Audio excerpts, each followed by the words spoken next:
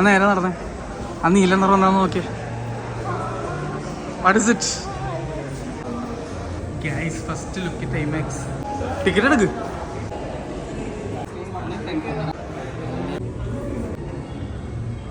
കട്ട എക്സൈറ്റഡ് ആണ് ഞാൻ. ഇത് കണ്ടപ്പോ തന്നെ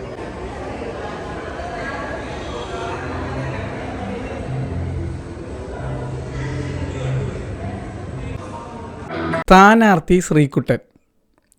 വിഷ്ണു വിശ്വനാഥ് എന്ന് പറഞ്ഞ ഒരു ഡെബ്യൂ ഡയറക്ടറിൻ്റെ മൂവിയാണ്. ഈ മനുഷ്യൻ്റെ തല കൊണ്ട് മാത്രമാണ് ഞാൻ ഈ സിനിമ കാണാൻ പോയത്. പിന്നെ ഷൈജു കുറുപ്പിൻ്റെ ഫോട്ടോ കൂടി കണ്ടുകൊണ്ട്.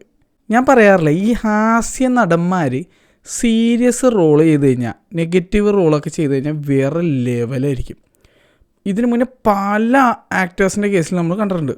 സുരാജ് ഏട്ടൻ, ഇന്ദ്രൻ ചേട്ടൻ, ആരെ വേണമെങ്കിൽ എടുത്ത് നോക്കിയോ, ഹാസ്യ നടന്മാരായിരുന്ന ആളുകൾ നെഗറ്റീവ് റോൾ ചെയ്ത വേറെ സീനായിരിക്കും. ഈ അജു വർഗീസ് എന്നുള്ള നടൻ്റെ സംഭവങ്ങൾ നമ്മളിനി കാണാൻ കിടക്കുന്നേ. കേരള ക്രൈം ഫയൽസ് തൊട്ട് തുടങ്ങിയതാണ് ഈ മച്ചാൻ വേറെ ലെവലിൽ പെർഫോം ചെയ്തുകൊണ്ട് ഞെട്ടിച്ചുകൊണ്ടിരിക്കുന്ന ഓരോ സിനിമ വരുമ്പോഴേക്കും. ഫീനിക്സിൽ കിടിലം പെർഫോമൻസ് ആയിരുന്നു. ഫീനിക്സ് എന്നുള്ള സിനിമ എനിക്ക് ഏറ്റവും ഇഷ്ടപ്പെട്ട ഒരു ഫാക്ടർ അജു വർഗീസ് എന്നുള്ള നടൻ്റെ ഒരു ഗംഭീര പെർഫോമൻസ് ആയിരുന്നു.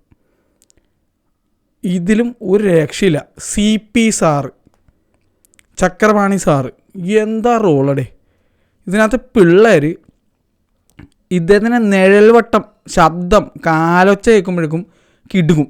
അതെന്താ കാരണം എന്നുള്ളത്, ഇതിനകത്ത് അജു വർഗീസ് വളരെ സട്ടിലായിട്ട് തീരെ മൂവ്മെൻറ്റ്സ് ഇല്ലാതെ, അതായത് ബാക്കിയുള്ളവർക്ക് അഭിനയിക്കുമ്പോൾ കൈയും കാലൂട്ട് അടിച്ച് മൂവ്മെൻറ്റ് അങ്ങനത്തെ സെറ്റപ്പല്ലേ ഭൂരിഭാഗം. ഇതല്ല, ടെറർ എന്നൊക്കെ പറയില്ലേ, ടെറർ സാറ്. നമ്മുടെ സ്കൂളിലോ കോളേജിലോ എവിടെയെങ്കിലും അതുപോലത്തെ ഒരാളെ നിങ്ങൾ കണ്ടിട്ടുണ്ടാവും, ഒരു ടെറർ മനുഷ്യൻ.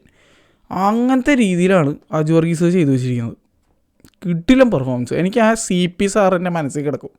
എൻ്റെ മനസ്സിൽ കുറേ നാളത്തേക്ക് എന്തായാലും ഉണ്ടാവും. കാരണം one of his finest performance.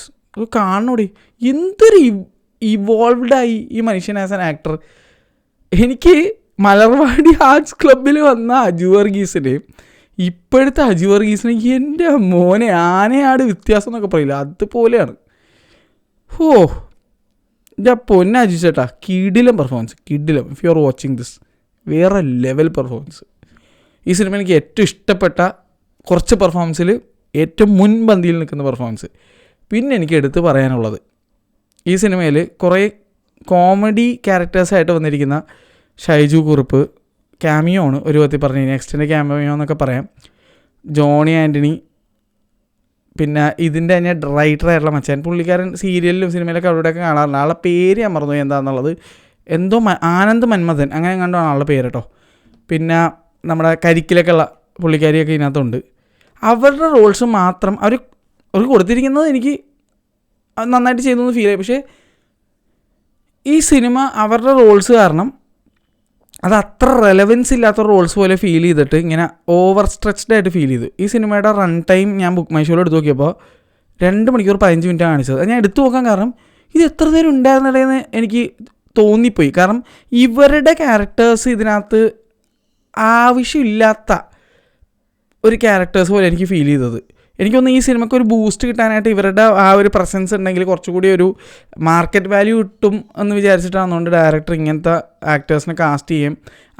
ആ ഒരു കോമഡിക്ക് വേണ്ടി നമ്മൾ പറയൂലേ, ഇങ്ങനെ കോമഡിക്ക് വേണ്ടി ഇട്ടേക്കണം എന്നുള്ള രീതിയിലാണ് ഒരു സംഭവം. അതിനകത്ത് ജോണി ആൻ്റണിയുടെ ക്യാരക്ടർ കുറച്ചുകൂടി ബെറ്റർ ആയിരുന്നു. അത് ടുവേർഡ്സ് എൻ്റെ ഒരു സംഭവം ഉണ്ട്. ബാക്കിയുള്ളവരൊക്കെ എന്തിനാണെന്ന് എനിക്ക് തോന്നിപ്പോയ രീതിയിലെ ഒരു സംഭവമായിരുന്നു. ഷൈജു കുറുപ്പിൻ്റെ ക്യാരക്ടറൊന്നും ഒരു ആവശ്യമുള്ളതായിട്ട് എനിക്ക് ഫീൽ ആയില്ല. സംഭവം ഇൻട്രസ്റ്റിംഗ് ആയിരുന്നോയെന്ന് വെച്ചാൽ കണ്ടിരിക്കാൻ രസമൊക്കെ ആയിരുന്നു. ഷൈജു കുറുപ്പ് ആയതുകൊണ്ട്, മോശമായിട്ട് അഭിനയിക്കാത്തതുകൊണ്ട് നമുക്ക് അതൊക്കെ ഇഷ്ടപ്പെടും. ഇപ്പോൾ ഈ പറഞ്ഞ കരിക്കിലുള്ള ആ പുള്ളിക്കാരി ആയാലും ശരി, ഇതിൻ്റെ ആനന്ദ് മന്മഥനായാലും ശരി, അവരെല്ലാവരും നന്നായിട്ട് അഭിനയിച്ചിട്ടുണ്ട്. പക്ഷേ ഈ കഥയിൽ അവരുടെ ആവശ്യം ഉണ്ടായിരുന്നോ എന്ന് വെച്ചാൽ, എന്നോട് ചോദിച്ചാൽ അതിൻ്റെ ആവശ്യം ഉണ്ടായിരുന്നോ എന്നാണ്. ആ ക്യാരക്ടേഴ്സിൻ്റെയൊക്കെ ആവശ്യം ഉണ്ടായിരുന്നു. അതൊക്കെ ഒമിറ്റ് ചെയ്തിരുന്നെങ്കിൽ, അല്ലെങ്കിൽ ആ ക്യാരക്ടേഴ്സ് ഇല്ലായിരുന്നെങ്കിൽ കുറച്ചുകൂടി ക്രിസ്പ് ആൻഡ് ഷോർട്ടായിട്ട് ഈ സിനിമ പറയാൻ ഉദ്ദേശിക്കുന്ന കാര്യം നല്ല അസലായിട്ട് പറയാനും പറ്റുമായിരുന്നു, ബോറടിപ്പിക്കാതെ പോകുമായിരുന്നു എന്നുള്ളൊരു തോന്നൽ എനിക്കുണ്ട് കേട്ടോ. അത് ഞാൻ അവിടെ തുറന്നു പറയുന്നുള്ളൂ. എന്നും പറഞ്ഞ് ഇതൊന്നും സിനിമ കാണാതിരിക്കാനുള്ള കാരണം ഒന്നുമല്ല. ഇനിയാണ് ഞാൻ നിങ്ങൾക്ക് എന്തുകൊണ്ട് ഈ സിനിമ എന്തായാലും കാണണം എന്ന് എനിക്ക് ഫീൽ ചെയ്ത കുറച്ച് കാര്യങ്ങൾ പറയാൻ പോകണം. ഇതിനകത്തൊരു ക്രിക്കറ്റ് മാച്ച് ഉണ്ട്. അതിനകത്ത് ഒരു വേറെ ലെവൽ മേടൊരുത്തന് ഇതിനകത്തുണ്ട്. ഇതിനകത്ത് അവൻ്റെ കമൻട്രി, ആ കമൻട്രി മാത്രം മതി ഈ സിനിമയ്ക്ക് വേണ്ടി നമ്മൾ ടിക്കറ്റ് പൈസ എടുത്തത് മുതലാവെന്ന് ഞാൻ പറയും. കാരണം ആ കമൻട്രി എൻ്റെ മോനെ, അത് എഴുതിയ സ്ക്രിപ്റ്റ് റൈറ്ററിനും അത് പെർഫോം ചെയ്ത ആ പയ്യൻ, അവൻ്റെ പേരെനിക്കറിയില്ല, അവന് കട്ട ഭാവിയുണ്ട്. എൻ്റെ മോനെ ചിരിപ്പിച്ചൊരു വിധമൊക്കെ അവൻ എന്ത് സാധനം ഇവിടെ. അതായത് ഈ നമ്മൾ ആർത്തുല്ലസിച്ചിരിക്കും എന്ന് പറയാം. ഞാനവനിപ്പം തിയേറ്ററിൽ നിന്ന് മറന്നുപോയി. ആ ലെവലിലാണ് ഞങ്ങളിരുന്ന് ചിരിച്ചുകൊണ്ടിരുന്നത്. ആർക്കെങ്കിലും ശല്യം ഉണ്ടെങ്കിൽ ക്ഷമിക്കുക. കാരണം അത്രയും കിടുവായിരുന്നത് ആ ഒരു ഹോൾ ക്രിക്കറ്റ് കളി. എൻ്റെ കമൻട്രി പോർഷൻ എൻ്റെ മോനെ വെറുതെ പൊളി സാധനമായിരുന്നു, കിടില സാധനം. അത് ഇവൻ്റെ ആ ഒരു പെർഫെക്റ്റ് കാസ്റ്റിങ്ങും ഡയലോഗ് ഡെലിവറിയും അത് എഴുതിയ സ്ക്രിപ്റ്റ് റൈറ്ററും സമ്മതിക്കണം, പൊളിയായിട്ടുണ്ട്. അത് കിടിലുണ്ട്. അത് എത്ര എയർ പിടിച്ചിരിക്കുന്ന ഒരു ക്രൗഡാണെങ്കിൽ ചിരിച്ചു പോകൂടെ, അമ്മാതിരി സാധനമായിട്ട് എനിക്ക് ഫീലായി. പിന്നെ സ്പീക്കിംഗ് ഓഫ് ഇതിനകത്തുള്ള മറ്റുള്ള എനിക്ക് ഇഷ്ടപ്പെട്ട പെർഫോമൻസസ്, നമ്മുടെ ARMലൊക്കെ ടൊവീഡ, അതായത് മകൻ ടൊവീഡ, മകനല്ല ചെറുമകൻ ടൊവീഡ ബാല്യകാലം അഭിനയിച്ച ആ ചെക്കനാണ്. മറ്റേ അങ്ങ് വാനക്കൊമ്പിൽ ആ പാട്ടിനകത്തുള്ളവനില്ലേ, അവൻ ഇതിനകത്ത് ആണ് ശ്രീകുട്ടൻ എന്നുള്ള ക്യാരക്ടർ അഭിനയിച്ചിരിക്കുന്നത്. അവൻ്റെ പേര് എനിക്കറിയാൻ പാടില്ല. ഒരൊറ്റ സ്ഥലത്ത് അവൻ്റെ പേര് ഞാൻ കണ്ടില്ല. ഞാൻ IMDb എടുത്ത് നോക്കി, പിന്നെ അല്ലാതെയുള്ള വിക്കിപീഡിയൊക്കെ എടുത്ത് നോക്കി, ഒരിടത്തും ഇവൻ്റെ പേര് ഞാൻ കണ്ടില്ല. അതുകൊണ്ടാണ് ഈ പിള്ളേരുടെ ഒരു പേര് ഞാൻ കണ്ടില്ല. അതുകൊണ്ടാണ് എനിക്ക് പേര് പറയാൻ പറ്റുന്നത്. കാസ്റ്റിംഗ് ക്രൂവിൽ ആരെങ്കിലും ഉണ്ടെങ്കിൽ ദയവിധി പിള്ളേരുടെ പേരൊന്നും എല്ലായിടത്തും ആഡ് ചെയ്യും. ഈ സിനിമയുടെ ഹാർട്ട് ആൻഡ് സോളാണ് ഒരു 5-6 പിള്ളേർ. അതായത് ഭസ്മം ഗ്യാങ്ങും ഇലൂമിനാറ്റിയും വേറെ 4-5 സംഘവും പിള്ളേരുണ്ട്. ഇവന്മാരൊരു രക്ഷയില്ലടി, ഇവന്മാരാണ് ഈ സിനിമയുടെ താരം. ഇപ്പം പല്ലോട്ടിയിൽ 2 ആ പിള്ളേരാണെങ്കിൽ ഇതിനകത്ത് അജു വർഗീസിൻ്റെ ഒപ്പം തന്നെ. അജു വർഗീസ് ഒരു കട്ട സീരിയസ് ക്യാരക്ടറാണ്, നെഗറ്റീവ് ക്യാരക്ടർ. അത് സസ്പെൻസ് ഒന്നുമല്ല, അങ്ങനെ ഒരു സെറ്റപ്പാണ്. ഇപ്പം നമ്മുടെ ഇപ്പം എനിക്ക് മനസ്സിലായിട്ടാ, പക്ഷേ അതിലെൻഡിങ് പോലെയൊന്നുമല്ല ഇതിനകത്തെ കേസ്.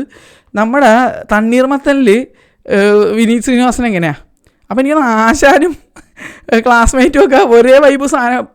പക്ഷേ 2 വ്യത്യാസമുണ്ട്. അതൊരു എക്സ്ട്രീം ഇഷ്ടമായിട്ടുള്ള ഒരാളാണ്, ഒരു സൈക്കോ ടൈപ്പ്. ഇതങ്ങനെയല്ല, ഇത് കുറച്ചുകൂടി ഭയങ്കര പാർഷ്യാലിറ്റിയും കുറച്ച് എന്താണ് കാസ്റ്റിസോ ഇതൊക്കെ ആയിട്ടുള്ള ഒരു മനുഷ്യനായിട്ടാണ് ഈ ക്യാരക്ടർ അജു വർഗീസ് ചെയ്തിരിക്കുന്ന ക്യാരക്ടർ. അങ്ങനത്തെ ഒരാളാണ്. പക്ഷേ നമ്മളെല്ലാവരും സ്കൂളിലോ കോളേജിലോ അനുഭവിച്ചിട്ടുണ്ട് ഇങ്ങനെ ഒരു ഒരു ഒരു ഒരു ഒരു വല്ലാത്തൊരു സാറ്. അതായത് പഠിപ്പിസ്റ്റുകളെ മാത്രം നോക്കുന്ന, മറ്റുള്ളവരെയൊക്കെ തഴഞ്ഞു കളയുന്ന അങ്ങനത്തെ ഒരു അധ്യാപകനെ നമ്മൾ കണ്ടിട്ടുണ്ടാവില്ല. അധ്യാപകനോ അധ്യാപികയോ നമ്മൾ കണ്ടിട്ടുണ്ടാവും.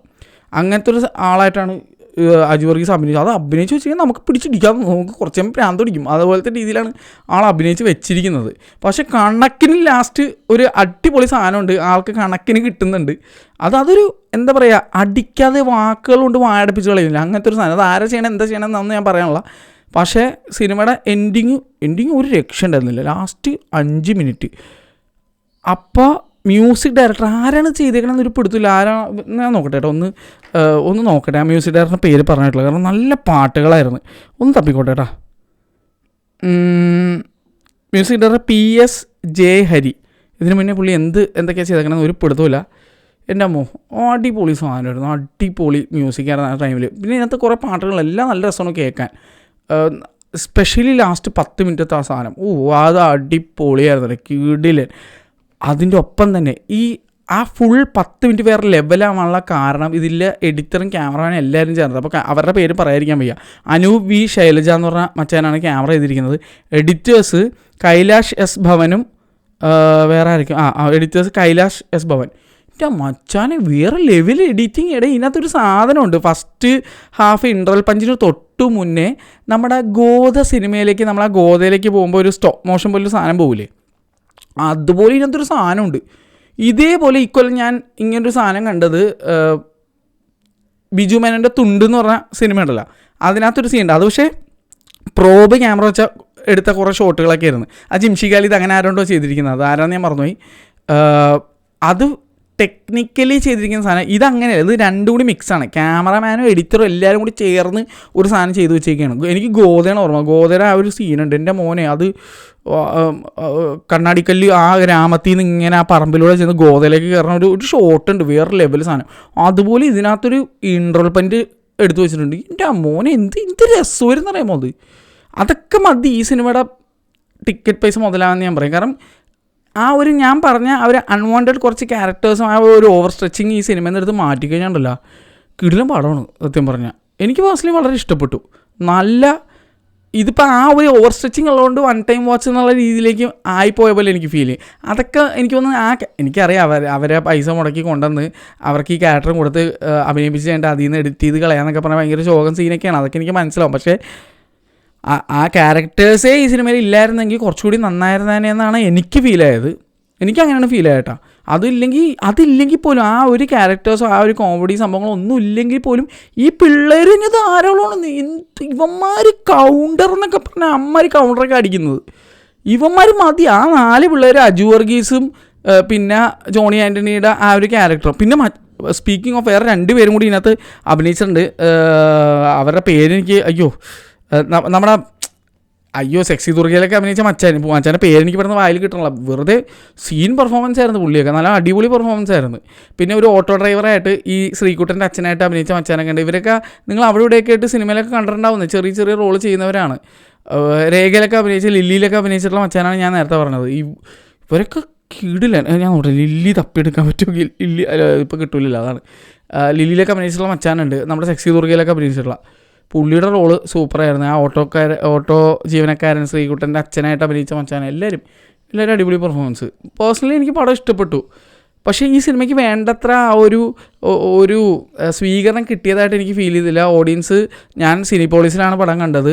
ഞാൻ സത്യം പറഞ്ഞാൽ അങ്ങോട്ടേക്ക് പോകാനിരുന്നതല്ല. ലാസ്റ്റ് മിനിറ്റ് തീരുമാനം എടുത്തത്. എന്താ കാരണം എന്ന് വെച്ച് കഴിഞ്ഞാൽ ഈ സിനിമ വെറും 99 രൂപയ്ക്ക് ഇന്നലെ തന്നെ ഫോറം മോളിൽ ഷോ ഉണ്ടായിരുന്നു. പക്ഷേ എനിക്കത് മിസ്സായിപ്പോയി. പിന്നെ അനുഭവം കൂടെ വരാമെന്ന് പറഞ്ഞുകൊണ്ട് രാത്രി ഞങ്ങൾ സിനിപോളിസിൽ പോയതാണ്. സിനിപോളിസിൽ പോയതുകൊണ്ട് ഒരു ഗുണമുണ്ടായി. എനിക്ക് കേരളത്തിലെ ആദ്യത്തെ ലേസർ ഐമാക്സ് ആയ ആ തിയേറ്റർ കാണാൻ പറ്റി. ഞാൻ ഓൾറെഡി ഇൻസ്റ്റാഗ്രാമിൽ അതിൻ്റെ വീഡിയോ ഇട്ടിട്ടുണ്ട്. ഞാനിപ്പോൾ കാണിച്ച് തരില്ല. ഞാനും അനുഭവം കണ്ടു. പക്ഷേ ഞങ്ങൾ എന്തായാലും ഇപ്പോൾ കാണിച്ച് തരില്ല. അതിൻ്റെ ഫോട്ടോ വീഡിയോസ് ഞങ്ങൾ എടുത്തില്ല മനഃപൂർവ്വം. കാരണം എന്ന് വെച്ച് കഴിഞ്ഞാൽ അത് അവരായിട്ട് കഴിഞ്ഞാൽ റിവീൽ ചെയ്യണമെന്നാണ് അതിൻ്റെ ഒരു മര്യാദ. അത് മാത്രമല്ല, നമ്മൾ ഫോട്ടോ വീഡിയോ എടുക്കില്ല എന്നുള്ള ഉറപ്പ് നൽകിയത് കൊണ്ട് തന്നെയാണ് നമ്മളെ അകത്ത് അത് കാണിച്ചു തന്നത്. എന്തായാലും താങ്ക് യു സോ മച്ച്. അവർക്ക് ഒരു കുരിശും നമ്മൾ ഉണ്ടാക്കി വെക്കാൻ ശ്രമിക്കുന്നുമില്ല. എൻ്റെ കയ്യിൽ നിന്ന് പോലും ഒരു ഫോട്ടോ പോലും ഞാൻ എടുത്തിട്ട് എങ്ങനെ ലീക്കായി പോയാലോ അങ്ങനെ സംഭവിക്കരുതെന്ന് വെച്ചിട്ട് ഞാൻ ഫോട്ടോ വീഡിയോ ഒന്നും എടുത്തിട്ടില്ല. പക്ഷേ ഇനോഗ്രേഷൻ ഡേ ഞാൻ അന്ന് അവിടെ ഉണ്ടാവും. അതിൻ്റെ വീഡിയോ അന്ന് എടുത്തിട്ട് നിങ്ങളെ ഞാൻ കാണിച്ചു തരാം. അപ്പോൾ അതുവരെ നിങ്ങൾ ക്ഷമയോടെ ഒന്ന് കാത്തിരിക്കുക. എന്തായാലും ഞാൻ തിയേറ്റർ കയറി കണ്ടു. പൊളി സാധനം. സിനിപോളിസിൻ്റെ ഇവിടെ ജനങ്ങളുടെ ഇടയിലുള്ള അഭിപ്രായം മൊത്തത്തിൽ മാറാൻ പോകണേണ്. അത് ഉറപ്പാണ്. ദ മോമെൻറ്റ് ആ ഡോറ് തുറന്നകത്ത് കയറുമ്പോൾ നിങ്ങൾ സിനിപോളിസിനോട് നന്ദി പറഞ്ഞിരിക്കും. ഞാൻ ഓൾറെഡി പറഞ്ഞു അത് കണ്ടുകൊണ്ട്.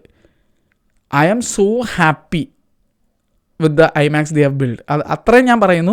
ബാക്കിയൊക്കെ നമുക്ക് അതിൻ്റെ ഡീറ്റെയിൽ വീഡിയോ ചെയ്യുമ്പോൾ പറയാം. കാര്യങ്ങളെല്ലാം പറയാം. എന്തൊക്കെ ഇഷ്ടപ്പെട്ടു, എന്തൊക്കെ എനിക്ക് ഓക്കെ ആയിട്ട് തോന്നി, എന്തൊക്കെ ഇഷ്ടപ്പെട്ടില്ല, എല്ലാം ഞാൻ അതിൽ പറയാം. എന്തായാലും ഈ സിനിമയുടെ എൻ്റെ എക്സ്പീരിയൻസ് ഭയങ്കര രസമായിരുന്നു. പിന്നെ ഞാൻ നല്ല മൂഡിലായിരുന്നു. കാരണം എനിക്ക് ആ ഐമാക്സിൽ കണ്ടപ്പോഴേക്കും എൻ്റെ അങ്ങനെ കിളിയങ്ങോട്ട് പോയി. ഞാൻ ആ ഡോറിന് ആ ഐമാക്സിൽ കണ്ടപ്പോൾ ഞാൻ ധന്യനായി എന്നുള്ള അവസ്ഥയായിരുന്നു. കൂടാതെ ഈ സിനിമ നല്ലൊരു ഫീല് തന്നതുകൊണ്ട് മൊത്തത്തിൽ ഐ വാസ് വെരി ഹാപ്പി. എന്തായാലും അജു ചേട്ടാ കിടിലൻ performance. I felt U deserve more. ഈ സിനിമ കുറച്ചും കൂടി ആൾക്കാർ കാണാമായിരുന്നു എന്നൊക്കെ ഒരു ഫീലിംഗ് എനിക്ക് തോന്നിപ്പോകുന്നു. ഈ അൺഫോർച്ചുനേറ്റ്ലി ഈ സിനിമയ്ക്ക് അധികം ഷോകളൊന്നുമില്ല. മനിതയിലൊന്നും ഷോ ഇല്ലടേ ഈ സിനിമ. അയ്യോ, ഈ സിനിമ എന്താണെന്നറിയില്ല. പല്ലോട്ടിയൊക്കെ കണ്ടില്ലേ, നല്ല പടമായിരുന്നു. പക്ഷെ എത്ര പേര് ആ പടം കണ്ടു? ഇതൊക്കെയാണ് ചില സിനിമകൾ ഇങ്ങനെ ആദ്യം പേര് കാണാതെ പോകുന്നത്. നിങ്ങൾക്ക് ഇങ്ങനത്തെ സിനിമകളൊക്കെ പല്ലോട്ടിയൊക്കെ പോലത്തെ സിനിമകൾ ഇഷ്ടമാണെങ്കിൽ, നൊസ്റ്റു ടൈപ്പ് പടങ്ങളൊക്കെ ഇഷ്ടമാണെങ്കിൽ, സ്കൂൾ കാലഘട്ടമൊക്കെ ഒരുപാട് മിസ് ചെയ്യുന്നവരാണെങ്കിൽ, 90s കിഡ്സ് സെറ്റപ്പ് അങ്ങനെയൊക്കെ ആണെങ്കിൽ നിങ്ങൾ ഈ സിനിമ കണ്ടു നോക്കുക, നിങ്ങൾക്ക് ഇഷ്ടപ്പെടും. പിന്നെ ഇത് 90s കിഡ്സ് സെറ്റപ്പ് മാത്രമല്ല, ഇപ്പോൾ പുതിയ കാലഘട്ടത്തിൻ്റെ ഒരു സിനിമ തന്നെയാണ്. പക്ഷേ രസമായിരുന്നു, നല്ല പടമായിരുന്നു. ഈ പിള്ളേരൊക്കെ നമ്മൾ സപ്പോർട്ട് ചെയ്യണം. ഈ സ്കൂൾ പിള്ളേരായിട്ട് അഭിനയിച്ച പിള്ളേരൊക്കെ വെറുതെ കിടിലം കഴിവുള്ള പിള്ളേരാണ്. അതിനകത്ത് ഞാൻ പറഞ്ഞില്ലേ, ഇതിനകത്ത് ഒരു മുടി വളർത്തിയ ഒരു ചെക്കനുണ്ട്.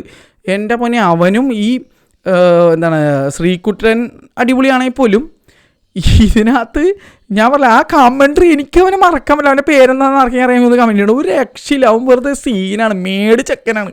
അവൻ്റെ ഡയലോഗ് ഡെലിവറി എനിക്ക് തണ്ണീർമത്തൽ നസ്ലിനെ എത്ര ഇഷ്ടപ്പെട്ടു അതുപോലെ എനിക്ക് ഇതിനകത്ത് ഇവനെ ഇഷ്ടപ്പെട്ടത്.